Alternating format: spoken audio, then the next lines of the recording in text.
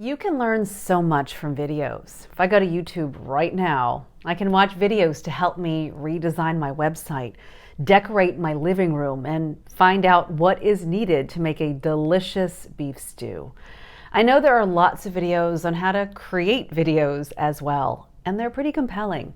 And then you get pulled into the rabbit hole and you're learning and you're learning and you're learning and watching more videos.